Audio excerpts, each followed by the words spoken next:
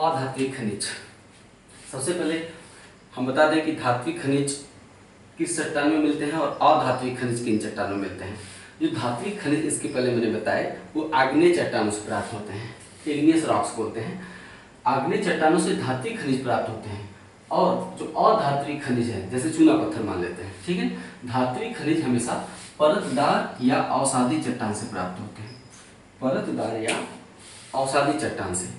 थोड़ा सा समझ लेते हैं। जो मेटल होता है वो आग्नेय चट्टान से प्राप्त होता है। तो अधात्विक खनिज परतदार चट्टानों में कैसे बन जाते हैं?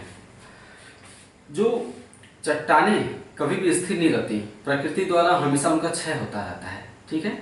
जैसे कभी अतीत काल में अरावली बहुत विशाल काय वलित पर्वत हुआ करता था, वलित पर्वत अरावली, लेकिन आज वो एक अवशिष्ट पर्वत है। कभी अरावली हिमालय से भी विशाल हुआ करता था, लेकिन हिमालय आज अरावली कट छट कर एकदम छोटा और संकीर्ण हो गया है। तो चट्टानों का विघटन होता रहता है। तो आग्नेय चट्टानें कट छट कर हमेशा बहते रहते हैं, नदी जल द्वारा उन्हें बहा लिया जाता है और बहाकर कहाँ इकट्ठा किया जाता है? समुद्रों में इकट्ठा किया जाता है। तो जब आग्नेय चट्टानें कट छट कर समुद्रों में इकट्ठा होते हैं तो एक के ऊपर एक परत बनती जाती है उनकी, आग्नेय चट्टानों की। अब वो आग्नेय चट्टानें नहीं रही, तो लंबे समय तक उनके कण जब एक दूसरे पर जमते चले जाते हैं तो लाखों करोड़ों वर्षों में ताप और दबाव के चलते ही भाई चट्टानों में भार होता है, तो एक दूसरे के ऊपर इकट्ठा होते रहने से बहुत ज़्यादा दबाव पड़ता है। दबाव पड़ता है तो ताप भी पड़ता है, ताप उत्पन्न होता है। तो ताप और दाब के चलते चट्टान बन जाती है लंबे समय काल में, है ना। तो ऐसी चट्टानों को परतदार चट्टान कहते हैं या अवसादी चट्टान कहते हैं।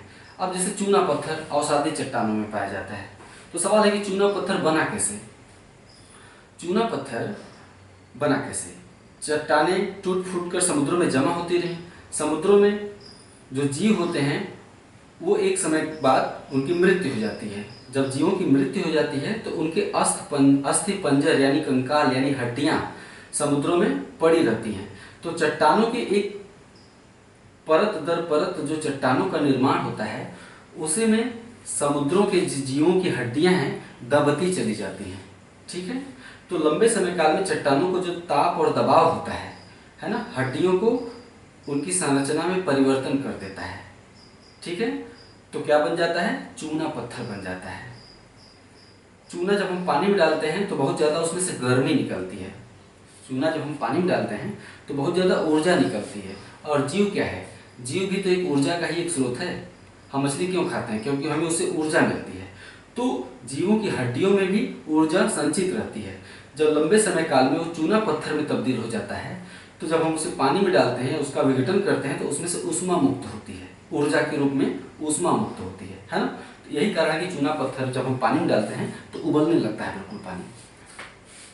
तो जो अधात्विक खनिज है, चूना, जिप्सम वगैरह परतदार चट्टानों में पाया जाता है, ठीक है।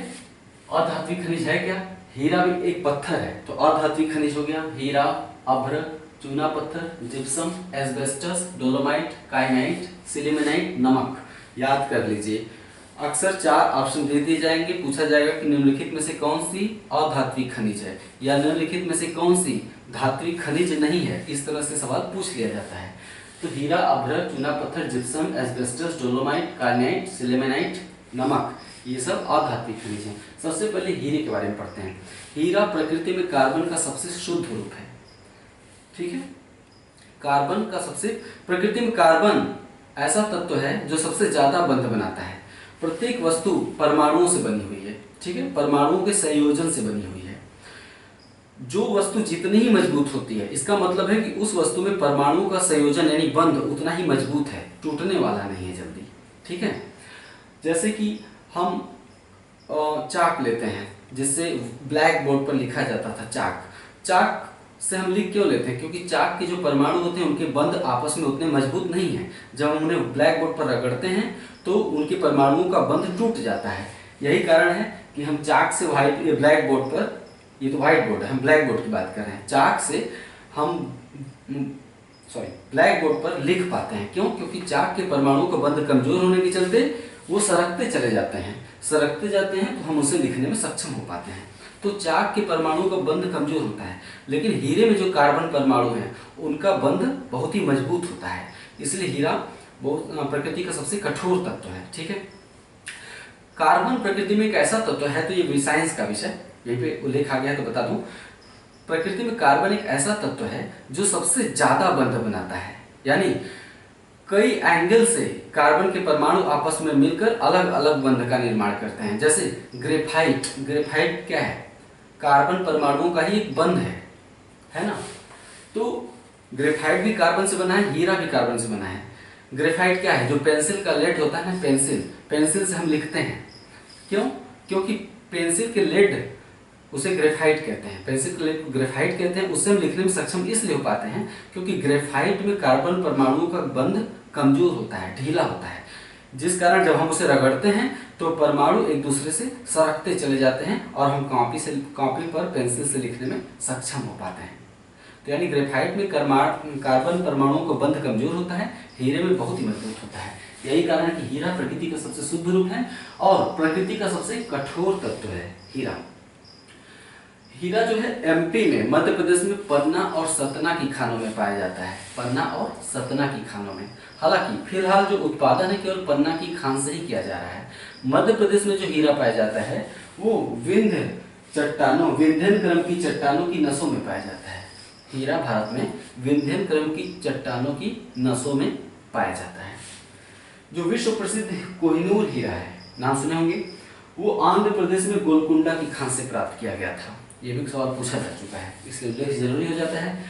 मुंबई भारत में हीरे की सबसे बड़ी मंडी है, मतलब मुंबई में हीरे की घिसाई होती है अर्थात कटाई होती है। आपने अक्सर सुना होगा कि किसी आपके गांव या ननिहाल के लोग जो कि गांव में रहते हैं जाते हैं मुंबई में, किस उद्योग में लगे हैं, हीरा कटाई उद्योग में लगे हैं।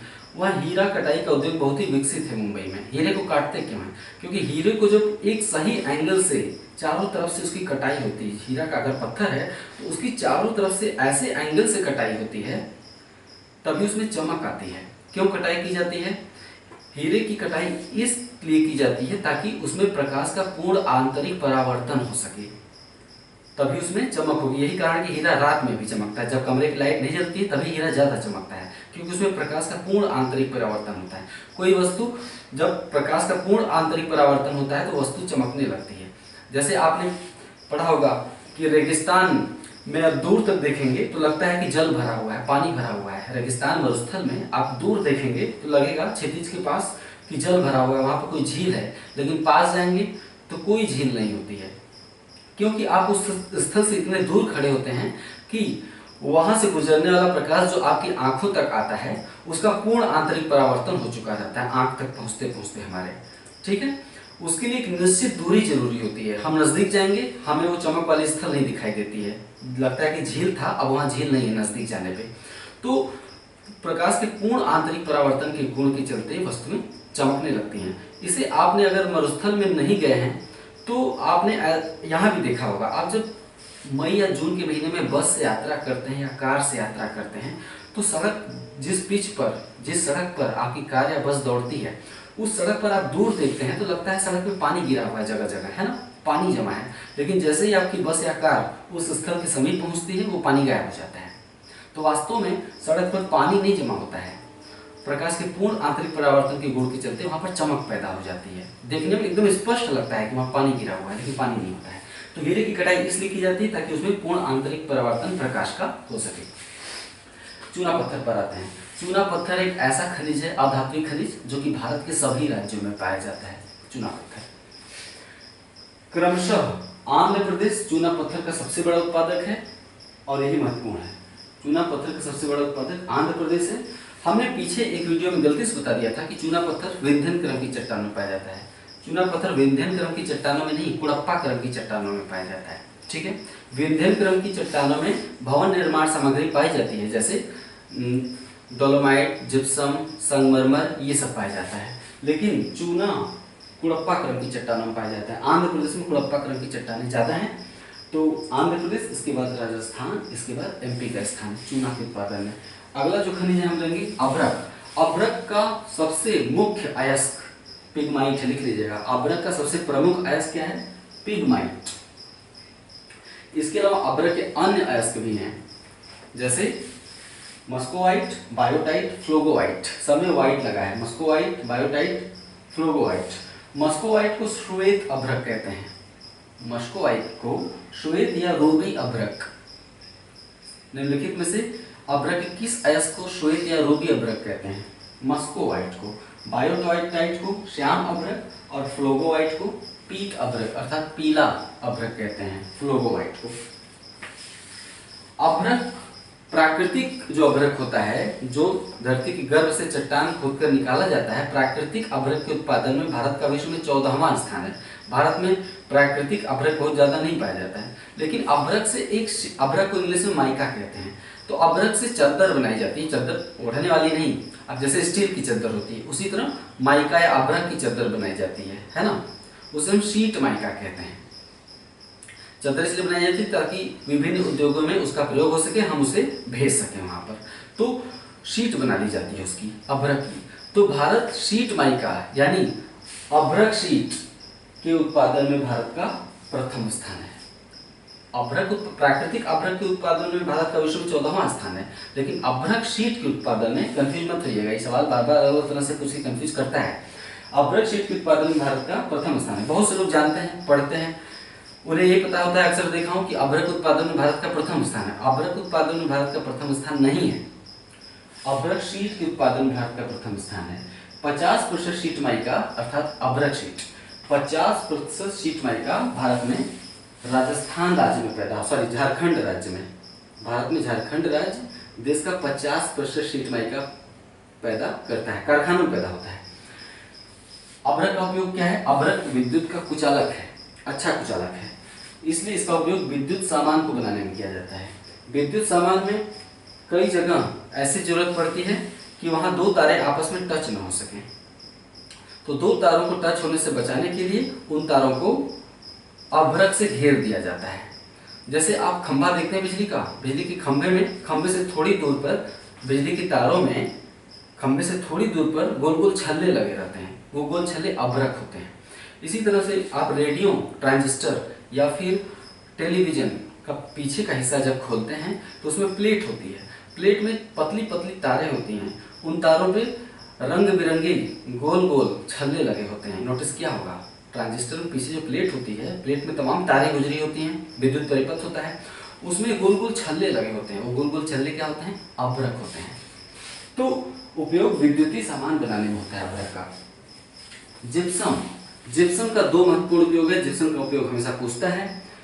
सीमेंट बनाने में जिप्सम का उपयोग होता है, और उर्वरक यानी खाद बनाने में, फर्टिलाइजर बनाने में और सीमेंट बनाने में जिप्सम के दो ही प्रमुख उपयोग हैं, इसे याद कर लीजिएगा, सीमेंट बनाने में और उर्वरक निर्माण में।